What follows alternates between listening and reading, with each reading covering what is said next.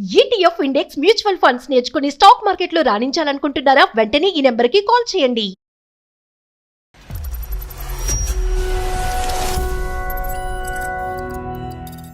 నాది love problem అండి. Schooling లో ఉన్నప్పటి నుంచి నాకు ఆ అబ్బాయి పరిచయం అండి. ఇటు లవ్ ఇటు పేరెంట్స్ మధ్యలో నలిగిపోతున్నానండి. ఇప్పుడు తల్లిదండ్రులు ఒప్పుకోకపోతే ఏం చేద్దామని అనుకున్నారు? లేదని అబ్బాయి కావాలంటావా మేము ఇద్దరం మీద విషయం తీసుకొని ఊరేసుకొని చచ్చిపోతామని నన్ను ఆల్రెడీ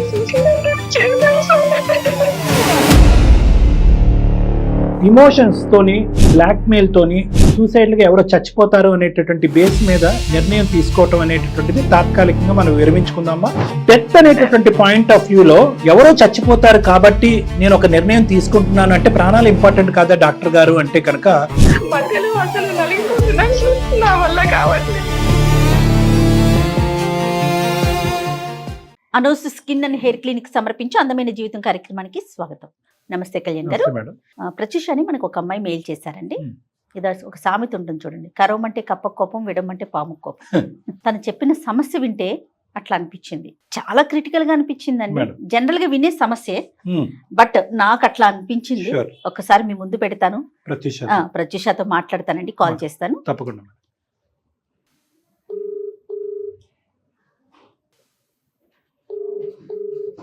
హలో, నమస్తే అండి ప్రత్యూష గారా? అవునండి, నేను జయానండి, సుమన్ టీవీ అందమైన జీవితం ప్రోగ్రామ్ నుంచి కాల్ చేస్తున్నాను. నాతో పాటు డాక్టర్ కళ్యాణ్ చక్రవర్తి గారు ఉన్నారండి స్టూడియోలో. ఒకసారి మీ సమస్య మాట్లాడండి. చెప్పమ్మా, ఎవరిది సమస్య, ఏంటి ప్రాబ్లం? యాక్చువల్లీ నా గురించి నేను మెయిల్ చేశానండి మీకు. రైట్. ఎంటెక్ అయిపోయిందండి నాది, జాబ్ ట్రయల్స్ లో ఉన్నానండి. ఓకే, ఎంత ఉండొచ్చమ్మా మీ వయసు? నాది 26 ఉంటుందండి. 26. చెప్పండి అమ్మా, ఇష్యూ ఏంటో. నాది లవ్ ప్రాబ్లం అండి. స్కూలింగ్ లో ఉన్నప్పటి నుంచి నాకు ఆ అబ్బాయి పరిచయం అండి. స్కూల్లో అప్పటి నుంచి ఇప్పటి వరకు గైడ్ చేసుకుంటూ, హెల్ప్ చేసుకుంటూ అదే ప్యూరిటీతోని ఉన్నాడండి. ఇటు లవ్ ఇటు పేరెంట్స్ మధ్యలో నలిగిపోతున్నానండి. ఏం చేయాలో అర్థం కాక మీకు మెయిల్ చేశాను. ఈ అబ్బాయి మీ తల్లిదండ్రులకు పరిచయమేనమ్మా? మా పేరెంట్స్ తో కూడా మాట్లాడిపించాను. అంటే ఫ్రెండ్ గా చూపెట్టావా లేదంటే కాబోయే భర్త కింద చూపెట్టావా? నుంచి ఇట్లా పెళ్లి చేసుకోబోతున్నామని చూపించానండి మా పేరెంట్స్. రైట్. సెటిల్డ్ సెకండ్ అండి. ఇప్పుడు అబ్బాయి జాబ్ చేస్తున్నారండి. జాబ్ అయిపోయింది. మీది కంటిన్యూస్ గా స్కూల్ డేస్ నుంచి ఇప్పటి వరకు ఒకటే జర్నీ అమ్మా, లేదంటే మధ్యలో గ్యాప్ వచ్చిన తర్వాత మళ్ళీ రీకనెక్ట్ అయ్యారా? స్కూలింగ్ ఒకటే దగ్గర ఉండేది, కాలేజ్ లో సెపరేట్ అయ్యాము, బట్ ఆ లవ్ మాత్రం ఇప్పుడు కంటిన్యూ అయిందండి ఇన్ని ఇయర్స్ నుంచి. సో టోటల్ రిలేషన్షిప్ పరంగా ఎంతకాలం అనుకోవచ్చమ్మా? నేను 9th క్లాస్ ఉన్నప్పటి నుంచి స్టార్ట్ అయిందండి. అబ్బో, అవునండి, 12 years. ఒకే ఊరమ్మా? ఓకే ఊరండి. యాక్చువల్లీ మాది వికారాబాద్ అండి. వికారాబాద్ లో ఉన్నప్పుడు సేమ్ స్కూల్. అబ్బాయిది నాది లవ్ అన్నప్పుడు తెలియని వయసు అండి అప్పుడు. కరెక్ట్ అమ్మా, కానీ మీ పేరెంట్స్ కి ఇందులో కనిపించేటటువంటిది ఏంటమ్మా? అంటే మీకు నచ్చినటువంటి అబ్బాయి మీ పేరెంట్స్ కి నచ్చకుండా ఉండే పరిస్థితి ఎందుకు? అంటే వాళ్ళు ఫైనాన్షియల్లీ కొంచెం వీక్ అండి, వాళ్ళు అబ్బాయి వాళ్ళు. అక్కడ ఎకనామికల్ సిచ్యువేషన్ చూస్తున్నారండి మా పేరెంట్స్. ఒకటి ఫైనాన్సెస్, ఇంకా అమ్మా క్యాస్ట్ ఫీలింగ్ అండి. అదే ఈ రోజుల్లో కూడా కాదమ్మా. మరి ఇవన్నీ మరి నువ్వు ముందే ఊహించలేదమ్మా? నా ప్రమేయం లేకుండా జరిగిందండి. అప్పుడు ఒక లవ్ అనే ఫీలింగ్ వస్తుందని కూడా అనుకోలేదు. అది గ్రాడ్యువల్ గా మా మధ్యలో ఉన్న అండర్స్టాండింగ్ తో అలా పెరుగుకుంటూ పోయింది. ఒక్కసారి కూడా అంటే నాకు ఇంకా ఏ అబ్బాయిని చూసినా కూడా ఆ ఫీలింగ్ రాలేదు, అతనికి అమ్మాయిని చూసినా కూడా రాలేదండి. అలా కదమ్మా, నేను అడిగేది ఏంటంటే కనుక క్యాస్ట్ అనేటటువంటిది మీ ఫ్యామిలీలో ఒక పెద్ద సబ్జెక్టు, ఇది ఒక ఆబ్స్టికల్ కింద మారుతుంది మన మ్యారేజ్ వరకు వెళ్ళటానికి అనేది నువ్వు గెస్ చేయలేదా? అంటే ఇంతవరకు వస్తుంది అని కూడా అంటే ఊహించలేకపోయానండి నేను ఆ టైంలో. ఆ అబ్బాయి సైడ్ నుంచి వాళ్ళ పేరెంట్స్ ఏమంటున్నారమ్మా? వాళ్ళ పేరెంట్స్ ఓకే అండి. నువ్వు ఒక్కదానివేనమ్మా? నేను అవునండి, మా పేరెంట్స్ కు నేను ఒక్కదానే కూతునండి. ఎంతో గారభంగా పెంచుకున్నారు. అంటే అబ్బాయి సెటిల్ అయిపోతే ఈ క్యాస్ట్ అంతా ప్రాబ్లం రాదేమో అనుకున్నాను సార్, అర్థం చేసుకుంటూ అనుకున్నాను. ప్రేమలో ఉండేటటువంటి ప్రధానమైనటువంటి ఒక ముఖ్యమైనటువంటి అంశం గుర్తుపెట్టుకోవాల్సింది ఏంటంటే అజంప్షన్స్ చేస్తాం, ఎస్యూమ్ చేసుకుంటాం. అంటే నా కళ్ళతో చూసి నా మనసుకు నచ్చినటువంటి అబ్బాయి ప్రపంచాన్ని అందరికీ కూడా ఏదో విధంగా నచ్చేస్తాడు ఏదో చెప్పి. అంటే అక్కడ ఏంటంటే ప్రేమలో ఉన్నటువంటి ఒక కీ పాయింట్ ఏంటంటే ఆ ప్రేమ అనేటటువంటి కళ్ళతో only positive aspects of the partner మనం చూస్తూ ఉంటాం. మంచి ఉద్యోగం, మంచి మనసు, అంటే మంచి ఉద్యోగం, మంచి మనసు, మంచి క్యాస్ట్ అనేటటువంటిది మీ పాయింట్ ఆఫ్ వ్యూ. మరి మీ పేరెంట్స్కి ఆ మంచి అన్నది వెళ్తుందా? అది ట్రాన్స్మిట్ అవ్వాలి అంటే కనుక ఒక చిన్నపాటి అంశం ఏంటంటే, మీ ఇంట్లో ఇంతకుముందు ఎప్పుడన్నా ప్రేమ వివాహాలు జరిగినప్పుడు దానికి మీ పేరెంట్స్ ఎలా స్పందించారు? దాన్ని నెగిటివ్గా స్పందించారా? అవి ఇంటర్ కాస్టా, సేమ్ కాస్టా? అలాంటివి సేమ్ కాస్టా, ఇంటర్ కాస్టా అనేటటువంటిది కొంతవరకు పేరెంట్స్ యొక్క సైకాలజీ మనకు అర్థమవుతుంది. రెండో అంశం ఏంటంటే, ఇలా ప్రేమించుకునేటువంటి అబ్బాయిలు అమ్మాయిలు ప్రేమకి మనం వ్యతిరేకం కాదు, కానీ తల్లిదండ్రులకు మీరు ఎప్పుడు చెప్తారు అనేటటువంటిది చాలా ఇంపార్టెంట్. 2 కారణాలు. ఒక కారణం ఏంటంటే కనుక పేరెంట్స్కి ముందుగానే చెప్తే కనుక, oh we have not been betrayed so much అనేటటువంటిది తల్లిదండ్రులకు అర్థం అవుతుంది. అరే, మా వెనకట్లో వెన్నుపోటు పొడుస్తుంది మన అమ్మాయి, మనకి తెలియకుండానే ఒక ప్రేమ కథని అనేటటువంటిది 4-5 సంవత్సరాల పాటు నడిపించింది అనేటటువంటి బిటర్ ఫీలింగ్ అనేది పేరెంట్స్కి రాకుండా ఉంటుంది. ఇది నెంబర్ 1. నెంబర్ 2 ఏంటంటే, చాలా మంది అమ్మాయిలు ఏమనుకుంటారు, అమ్మాయిలు కానీ అబ్బాయిలు కానీ, సరే ఎక్కువ రోజులు ప్రేమించాము, ఎక్కువ రోజుల పాటు మనకు ఒక అబ్బాయి తెలుసు అని అనుకుంటే కనుక ఆటోమేటిక్గా తల్లిదండ్రులు ఒప్పేసుకుంటారు కదండి అని అంటారు. No, that doesn't work there అమ్మా. ఎందుకంటే తల్లిదండ్రులకు ఎప్పుడు కూడా ఏంటంటే, వాళ్ళ యొక్క సైకలాజికల్ కాన్సెప్ట్ ఏంటంటే, మాకు మా అమ్మాయి ఎంత బాగా తెలుసు, మా అమ్మాయికి మేము అంత బాగా తెలుసు. ఎప్పుడు కూడా ఏంటంటే, ఈ టైం గ్యాప్ అనేటటువంటి డిస్టెన్స్ వీలైనంత వరకు తక్కువగా ఉంచితే కనుక మనస్పర్ధలు, మిస్అండర్స్టాండింగ్స్ అనేవి తక్కువ ఉంటాయి. అంటే మామూలుగా అది ఒక జనరల్ పిక్చర్ గురించి చెప్పాను ప్రత్యూష. మీ వరకు అయితే మాత్రం ఈ అబ్బాయిని, అంటే జనరల్గా మనం అందరం అనుకున్నప్పుడు యూజువల్గా, అంటే మా వరకు మీరు చేసి ఉండరేమో, కానీ గాఢమైన ప్రేమ కాకపోతే మా వరకు చేసి ఉండరేమో అని నేను అనుకుంటున్నాను. కానీ నేను చూసినటువంటి కొన్ని ఇలాంటి సందర్భాల్లో ఏంటంటే, సార్ ఆ అబ్బాయి అంటే నాకు ఇష్టమే, కానీ అట్ ద సేమ్ టైం మా తల్లిదండ్రుల మీద నాకు ప్రేమ కూడా చాలా ఎక్కువగా ఉంది, కాబట్టి మేము ముందు నుంచే మన ఇద్దరు ఒకటవుదాము అనేటటువంటి ఆలోచనతోనే ప్రయాణం మొదలుపెట్టాము. కానీ ఏదన్నా తల్లిదండ్రుల దగ్గర నుంచి అకారణమైనటువంటి ఒక పరిస్థితి వస్తే కనుక, లేదంటే కారణం ఉన్న కారణం లేనటువంటి పరిస్థితి వస్తే కనుక, ఎవరి స్థానానికి వాళ్ళు వెళ్ళిపోదాం, మనం ముందుకు ప్రయాణం చేయొద్దు అనే అండర్స్టాండింగ్తో కూడా లవ్ చేసుకునేటటువంటి అబ్బాయిలు అమ్మాయిలు నా దగ్గరికి వస్తున్నారమ్మా. చాలా గ్రేట్ అది. నేను దాన్ని ప్రేమ అంటారా సార్ అని మీరు అనుకుంటే కనుక, దాని నిర్వచనం ఎవరికి వాళ్ళుగా అనుకోవచ్చు. నేను తల్లిదండ్రుల ప్రేమ కాపాడటం గురించి మన ఇద్దరం ఒకటి అవ్వాలి, కానీ ఒకప్పుడు తల్లిదండ్రులు వ్యతిరేకిస్తే విత్డ్రా అవ్వాలి అనుకున్నాను. ఆ విధంగా మీ ప్రేమలో ఆ కండిషన్ ఏమైనా ఉందా? ఎప్పుడైనా అనుకున్నారా? ఒకప్పుడు ఇరువైపుల తల్లిదండ్రులకు ఒప్పుకోకపోతే లెటర్స్ విత్డ్రా అనేది ఎప్పుడైనా అనుకున్నారా? అంటే నా వైపు నుంచి అనుకున్నాను సార్. ఫస్ట్ అబ్బాయి కూడా అలా అనుకున్నాం, కానీ ఇప్పుడు అది అవ్వటం లేదు సార్. అది సాధ్యం కావట్లేదు. నేను ఉండలేకపోతున్నాను, అబ్బాయి కూడా అంటే ఉండలేకపోతున్నాను సార్. అలా 12 years అసోసియేషన్ వీళ్ళది సార్. ఇంకా దాంతో నా బాండింగ్ తోని ఒకరిని విచ్చి ఒకరం ఉండలేకపోతున్నాం సార్. ఓకే.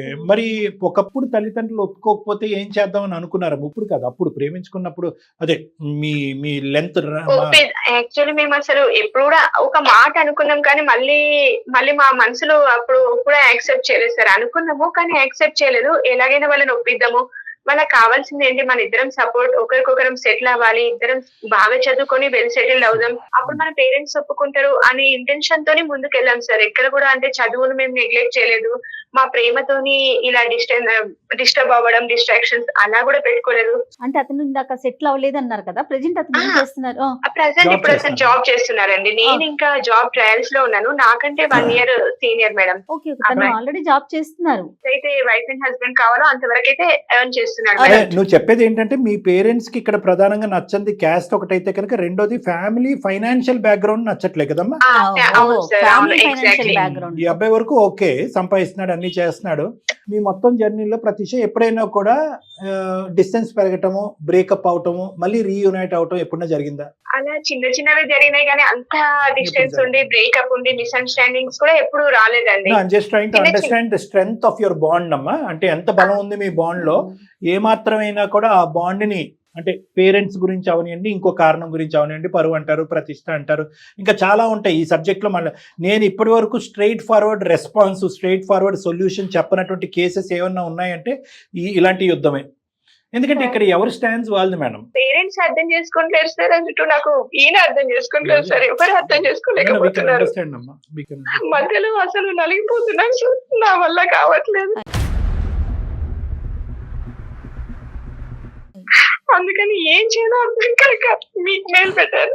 అంటే నేను ఇలా అడగకూడదమ్మా, ఇక్కడ ఈ స్థానంలో కూర్చుని పేరెంట్స్ కి వ్యతిరేకంగా వెళ్ళి పెళ్లి చేసుకోవాలని మీరు ఇద్దరు ఎప్పుడు అనుకున్నారు? లేదు సార్, అనుకోలేదు సార్. ఒకప్పుడు మీరు చేసుకున్నారు, మీ పేరెంట్స్ యొక్క ఒకవేళ blessings. మీరు పెళ్లి చేసుకున్నారనుకోండి, అప్పుడు ఎలాంటి సిచ్యువేషన్స్ అంటే రావచ్చు? యాక్చువల్లీ మేడం, మా పేరెంట్స్ ఎట్లా అంటున్నారంటే, మా పేరెంట్స్ కు నేను ఒక్కగానే కూతుర్నండి. ఓకే. అల్లారు ముద్దుగా గారాబంగా పెంచారు. వాళ్ళు నాకు ప్రాణం పెట్టి పెంచారు. కెరీర్ డిస్టర్బ్ కాలేదు, హద్దులు దాటి ప్రవర్తించలేదు. మేము అన్ని బ్యాలెన్స్ చేసుకుంటూ వచ్చామండి. ఇప్పుడు Okay. నాకు జాబ్ ట్రయల్స్ కూడా కాదండి, జాబ్ కూడా నాకు వచ్చిందండి. వచ్చినా Okay. నేను రిజెక్ట్ చేసుకుంటూ ఉన్నానండి ప్రతి జాబ్ ని. ఎందుకనండి? ఎందుకంటే నెక్స్ట్ స్టెప్ మళ్ళీ మా పేరెంట్స్ పెళ్ళంటారండి. నేను ఇప్పుడు ఓహో. మా పేరెంట్స్ ఏమంటున్నారంటే, అబ్బాయిని మర్చిపో, మొత్తానికి మర్చిపో. మేము ఇప్పుడు నీకు జాబ్ నువ్వు జాబ్ అంటున్నావు కదా, నీ కెరీర్ కోసం చదివావంటున్నావు కదా, నా మీద నమ్మకం లేదని మమ్మల్ని అంటున్నావు కదా, నీకు జాబ్ రాగానే ఒక 2 to 3 months తర్వాత వెంటనే మన క్యాస్ట్ వాళ్ళ వెల్ సెటిల్డ్ వాళ్ళని మేము పెళ్లి చేసుకో. లేదని అబ్బాయి కావాలంటావా, మేము ఇద్దరి మీద విషయం తీసుకొని ఊరేసుకొని చచ్చిపోతామని నన్ను.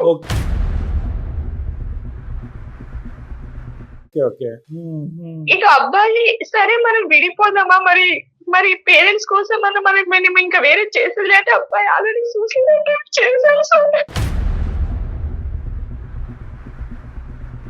మీ అబ్బాయి కూడా అలాగే చేస్తున్నాడమ్మా? 2 సార్లు. చాలా పిచ్చితనం అమ్మా. అటువైపు మీ పేరెంట్స్ అంటాం అనేది కూడా పిచ్చితనము, ఈ అబ్బాయి ఇలా చేయటం అనేటటువంటిది కూడా నిజంగా పిచ్చితనం. సూసైడ్ అటెంప్ట్ ఏంటమ్మా? ఎందుకు చేసుకోవాలి సూసైడ్? మనం ఒక సంవత్సరం కాకపోతే 2 సంవత్సరాలు వెయిట్ చేస్తాం, లేదంటే 10 సంవత్సరాలు వెయిట్ చేస్తాం, ప్రేమను జయించుకుంటాం. చచ్చిపోయి సాధించేది ఏముందమ్మా ఈ రోజు? ఏముంది సార్ అసలు, ఇటు నేను అబ్బాయి వైపు వెళ్తే పేరెంట్స్ అంటున్నారు, పేరెంట్స్ అంటే అబ్బాయి అంటున్నారు. ఇప్పుడు వీళ్ళు ఒత్తిడి ఎక్కువైపోయింది సార్. అమ్మా నేను ఒకటైతే చెప్తానమ్మా, ఇక్కడ పేరెంట్స్ అంటే కనుక వాళ్ళు ఉండేటటువంటి స్థానంలోంచి ఈ రోజు ఉన్న ఒక్కగానొక్క కూతురు బయటకు వెళ్ళిపోతుంది, ఎవరో తెలియని మా అబ్బాయిని పెళ్లి చేసేసుకుంటుంది, లేదంటే తెలిసిన అబ్బాయి కానీ వాళ్ళ మనసుకు నచ్చినటువంటి అబ్బాయిని చేసేసుకుంటుంది అనే దాంతో మేము చనిపోతాం అనేటటువంటి మాట చాలా కామన్గా అంటూ ఉంటారు. సరే, పేరెంట్స్ నిజంగా అలా చేస్తే కనుక చచ్చిపోతారా లేదా అనేది వేరే విషయం, కానీ దాని గురించి ఈరోజు కుటుంబానికి మనుషులకి డిఫరెంట్గా ఉంటుంది. కానీ ఈ అబ్బాయి కూడా ఒక పక్క నుంచి మీరు తల్లిదండ్రుల్ని పెట్టేటటువంటి ప్రెషర్ నుంచి అల్లాడిపోతూ ఉంటే కనుక, నిన్ను గాఢంగా ప్రేమించి 12 సంవత్సరాల పాటు ప్రేమించినటువంటి అబ్బాయి కూడా నువ్వు నన్ను పెళ్లి చేసుకోకపోతే నేను కూడా చచ్చిపోతానని చెప్పి ఒక అడుగు ముందుకేసి బ్లాక్ మెయిల్ కూడా చేయట్లేదు సార్, అతను ప్రేమ అట్లా చేస్తా అంటే అతను ఇంటర్వ్యూలో కూడా ఇలానే అయి ఉండేది సార్. కదమ్మా, ఇక్కడ నేను అనేది ఏంటంటే, ఒకప్పుడు నేను చచ్చిపోతాను అని అన్నా, లేదంటే ఇంకో మానసిక పరిస్థితిలో అతను సూసైడ్ అటెంప్ట్ చేసుకున్నా కూడా ఇక్కడ నీ పరిస్థితి అర్థం చేసుకోవాలి కదా.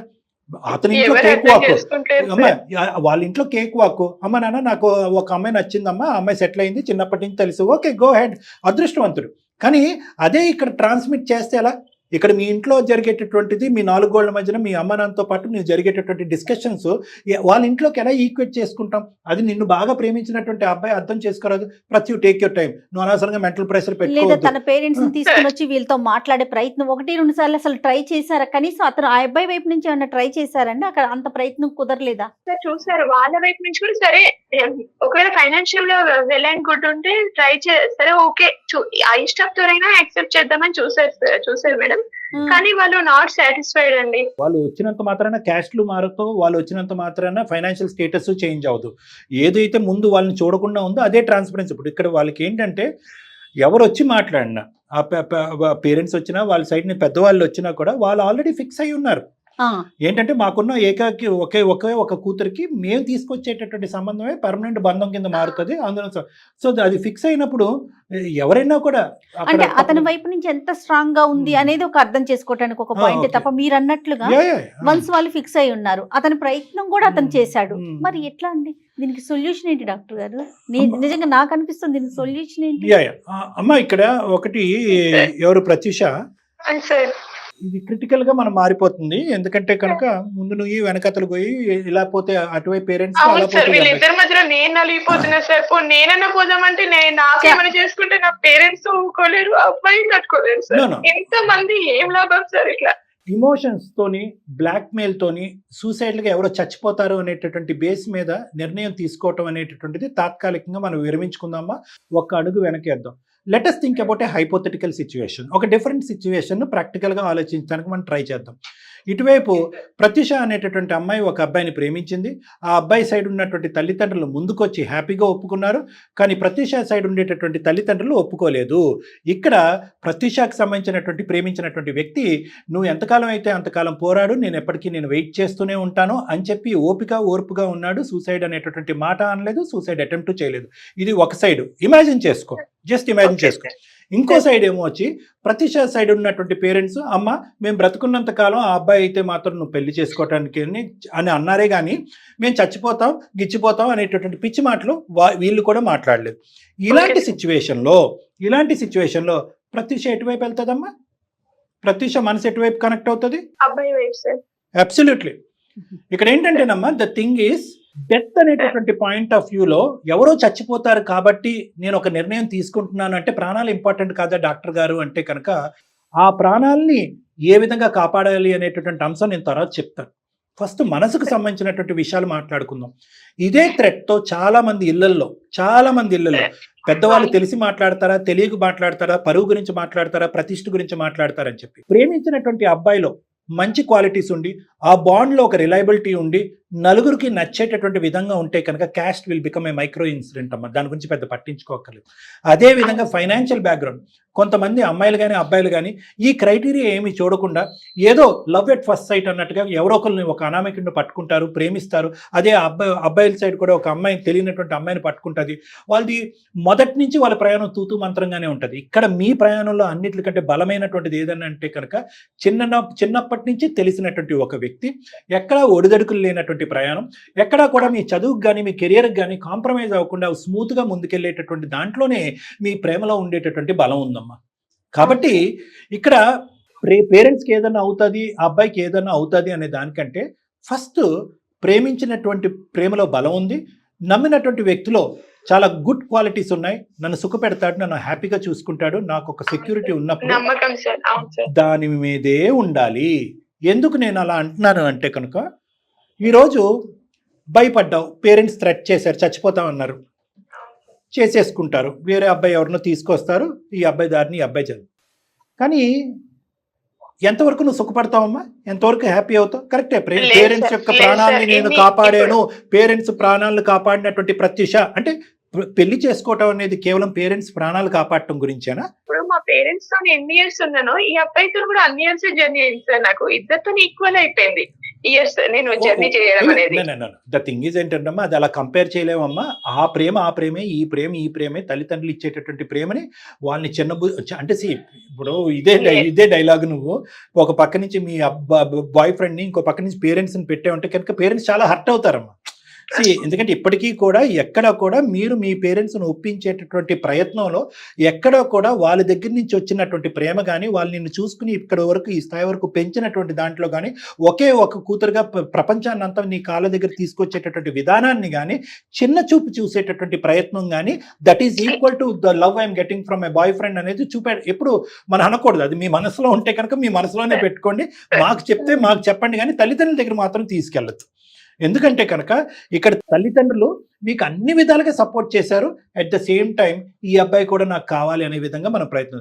సో ఇక్కడ 2 సింపుల్ పాయింట్స్ నేను చెప్తానమ్మా. ఒకటి, ప్రేమించటం పరంగా ఎటువంటి డోకా లేదు, ఆ ప్రేమలో ఎటువంటి నెగ్లిజెన్స్ లేదు, కేర్లెస్నెస్ లేదు, క్యాజువల్నెస్ లేదు, ఒక కేర్ ఫ్రీగా ఏదో ఇన్ఫాక్చువేషన్గా లవ్ ఎట్ ఫస్ట్ సైట్ కాదు, నా ప్రేమలో చాలా బలం ఉంది అనుకుంటే కనుక ఖచ్చితంగా నువ్వు ప్రేమించినటువంటి అబ్బాయి వైపే నువ్వు వెళ్ళాలమ్మా.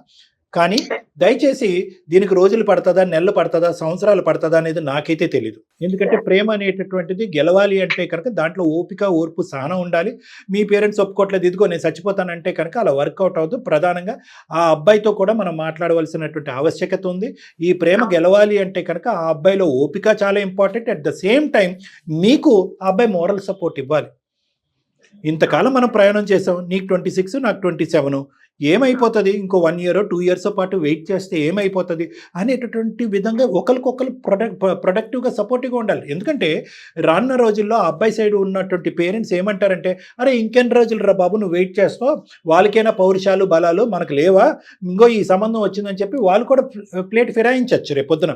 అలాంటి పరిస్థితుల్లో కూడా ఆ అబ్బాయి ధైర్యంగా బలంగా ఉండటం అనేది, మానసిక స్థైర్యం అనేది చాలా important. Now coming to your parents, నీ పేరెంట్స్తో నువ్వేం చేస్తావంటేనమ్మా నీ పేరెంట్స్ని తీసుకుని మా దగ్గరికి రా, నా దగ్గరికి రా. సరే సార్. ఓకే? Okay sir. ఎందుకంటే ఓకే ఇది సార్. ఒక్క దెబ్బతో అయిపోయేటటువంటిది కాదు. అట్ ద ఫస్ట్ ఇన్స్టెన్స్ నేను ఏమని చెప్తున్నాను, నీ ప్రేమ గెలవాలి, నీ పెళ్లి గెలవాలి. ఎందుకంటే ఈ ప్రేమలో పెళ్లిలో ఉండవలసినటువంటి అన్ని గుడ్ క్వాలిటీస్ ఇక్కడ ఉన్నాయి. మీ పేరెంట్స్కి ఏ విధంగా నచ్చజెప్పాలి, ఏ విధంగా వాళ్ళకి ఒక కనువిప్పు చేయాలి, ఏ విధంగా వాళ్ళలో ఉండేటటువంటి ఆలోచన శైలి మార్చాలి అనేటటువంటిది ఇప్పటి వరకు ఎవరన్నా వాళ్ళతో మాట్లాడుతున్నారు అంటే కనుక ప్రత్యూష తప్ప ఎవరూ మాట్లాడట్లేదు, ఒక థర్డ్ పార్టీ. అవును. ఎందుకంటే మీ చుట్టాలకి దూరపు వాళ్ళకి ఇది ఈ సబ్జెక్ట్ లేదు గురించి ఇంకా సార్. తీసుకెళ్ళి, ఎందుకంటే పరువు లేదు. గురించి ఆలోచిస్తారు. పరువు పోతుందని ఏది బయటికి రాలేదు సార్. నేనేం చేస్తానంటే అమ్మా, I will take up the matter of convincing your parents. మీ పేరెంట్స్ని కన్విన్స్ చేసేటటువంటి బాధ్యత నేను తీసుకుంటాను. మీ లవర్ ఎవరైతే ఉన్నారో ఆ అబ్బాయికి కొద్దిగా ఓర్పుగా ఉండాలి. ఇక్కడ డాక్టర్ గారిని జయ మేడం యొక్క సపోర్ట్ కూడా నాకు వచ్చింది. వాళ్ళు they have taken up the duty and the job to convince my parents. మా పేరెంట్స్ని కన్విన్స్ చేయడానికి వాళ్ళు ముందడుగు వేస్తున్నారు. బాబు నువ్వు ఇలా చచ్చిపోతానికి ఇచ్చిపోతాననే మాటలు నువ్వు అనొద్దు, ఎందుకంటే అలా అయితే కనుక నాకు పిచ్చెక్కి నేను డిప్రెషన్లోకి వెళ్తున్నాను. కావాలంటే నువ్వు కూడా రా డాక్టర్ గారి దగ్గరికి అని చెప్పి అతనితో సపరేట్గా ఒకసారి నా దగ్గర తీసుకొద్దిరిగా. Yes, అతని గురించి కూడా అంటే ప్రత్యూష ఇంకొక విషయం కూడా మేము బ్యాక్ లో అతని గురించి కూడా ఒకసారి ట్రై అంటే ఎలాంటి వ్యక్తి ఏంటి మన టీం ప్రకారం మాట్లాడిన తర్వాత వీళ్ళ పేరెంట్స్ తో కూర్చుందాం. ఏమంటారు కళ్యాణ్ గారు? అంటే పేరెంట్స్ కి వాళ్ళని కన్విన్స్ చేయడానికి మనకు కూడా కొన్ని పాయింట్స్ ఉండాలి కదా. మంచి మాట. అదండి. ఏం ప్రత్యూష ఓకేనండి మీకు? Okay madam. ఓకే. అంటే జయ మేడం చెప్పేది ఏంటంటే ఓన్లీ నువ్వు ప్రొవైడ్ చేసినటువంటి బ్యాక్గ్రౌండ్ ఇన్ఫర్మేషన్ తోనే మీ పేరెంట్స్ని కన్విన్స్ చేయడం కాకుండాని మా ఎంక్వైరీస్ లో కూడా ఆ కుటుంబం గురించి కానీ, ఆ అబ్బాయి గురించి కానీ, ఆ అబ్బాయి బ్యాక్గ్రౌండ్ గురించి కానీ ఇలాంటివన్నీ మంచి తెలిసినాయండి.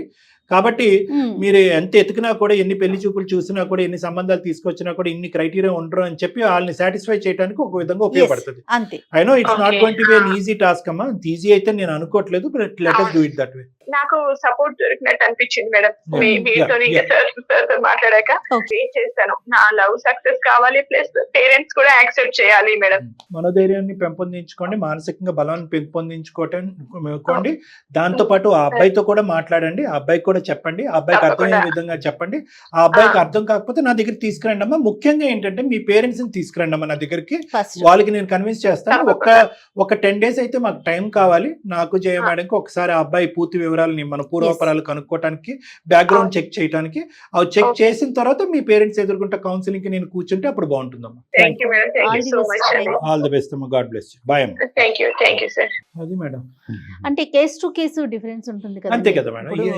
అందరినీ మనం వీళ్ళతో కన్విన్స్ కలుపుకోలేకపోతాం. స్టార్టింగ్ లో నేను చెప్పాను కదా జయ మేడం, దీనికంటూ ఒక సొల్యూషన్ ఒక 50 years తర్వాత కూడా ఇది డైలమా సిచ్యువేషన్. అవునండి, అవును. ఎందుకంటే ప్రేమ అనే సబ్జెక్టు 2 generations మధ్యన ఉండే కాన్ఫ్లిక్ట్. వాళ్ళు ప్రేమకు ఒక నిర్వచనం చెప్తారు, తల్లిదండ్రుల ప్రేమ అని చెప్తారు, వీళ్ళకి ఒక నిర్వచనం చెప్తారు. వీళ్ళు వెస్టర్నైజర్ గా, అడ్వాన్సర్ గా మాట్లాడతారు, వాళ్ళు ఇంకో విధంగా మాట్లాడతారు. వాళ్ళు క్యాస్ట్ ఫైనాన్సెస్ చూస్తారు, వీళ్ళు ప్రేమ మనిషిని చూస్తారు. వాళ్ళు ఏమొచ్చి మంచి సంబంధాలు, బ్యాక్గ్రౌండ్లు చూస్తారు, వీళ్ళు ఏమొచ్చి ఇంత డ్యూరేషన్ పాటు తెలుసు, ఇంత డ్యూరేషన్ పాటు తెలుసు అనేటటువంటి సబ్జెక్ట్ మాట్లాడతారు. కాబట్టి అసలు అంటే నేను ఎందుకు అంటున్నానంటే, అందమైన జీవితానికి ఒక లెటర్ రాగానే ప్రేమించిన ప్రతి ఒక్కరు కలిసిపోతారను అట్లా అనుకోవద్దు దయచేసి. ఎందుకంటే ప్రత్యూష కేసు వేరు, ఎవరికి వాళ్ళు యూనిక్ కదా. అండ్ అందుకని బ్యాక్ ఎండ్ లో మనం కూడా ఒకసారి చూసి ఎలా ఉందో దాన్ని బట్టి మనం ఫార్వర్డ్ గా ముందుకు వెళ్దాం. రైట్. Thank you. నమస్తే.